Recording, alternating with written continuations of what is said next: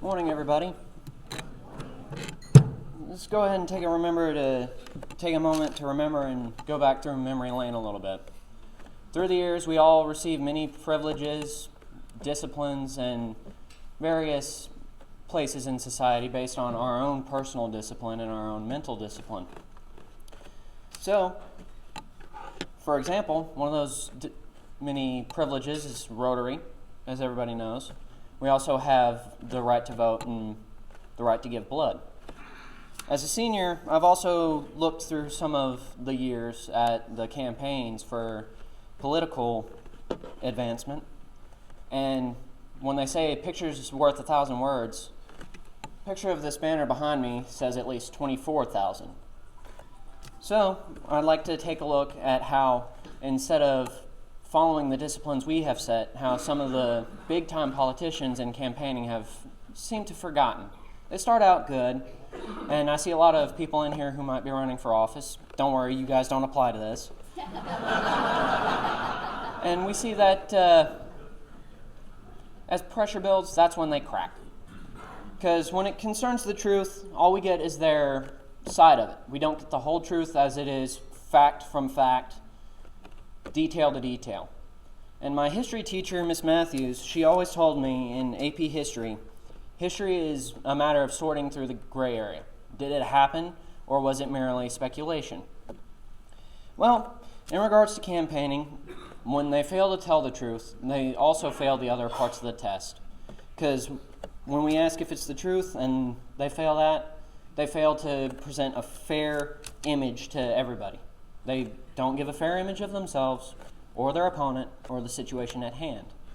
It's always based on what they want to see and what everybody else wants to see. In blocking the info, nobody can benefit and everybody starts to bicker. And when we ask about goodwill and better friendships, campaigning season, these big-time politicians, they're so worried about bickering, they don't even realize what they're doing to their country. Beneficial to all concerned? I don't think so. Because in bickering, all we do is divide and stall time, and that hurts us as well as the world.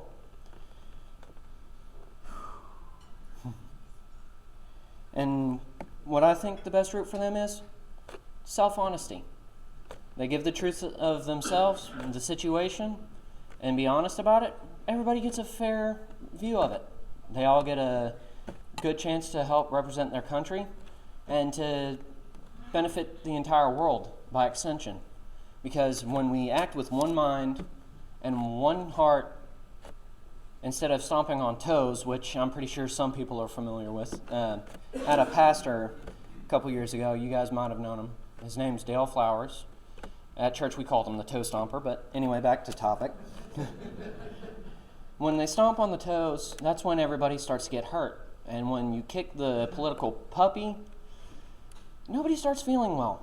And that violates our whole build goodwill and better friendships. So I say that, in conclusion, we benefit our country by seeing the truth of everything. We benefit not only just our country, but we can extend it to the world.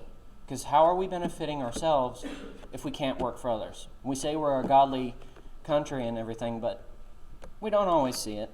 We see it in a lot of people here and around the community, people that don't take a lot of notice. And they try to keep it discreet so that way they're not tooting their horn. They like to be the guardian angel on the wings.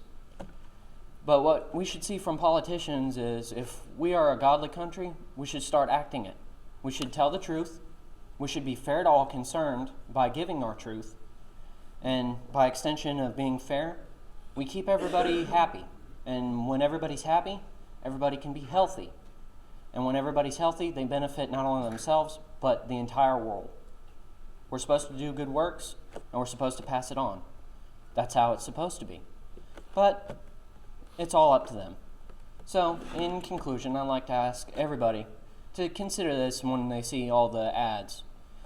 The politicians may poison the well against their opponent, but I don't think they do it for evil reasons. They just crack under pressure.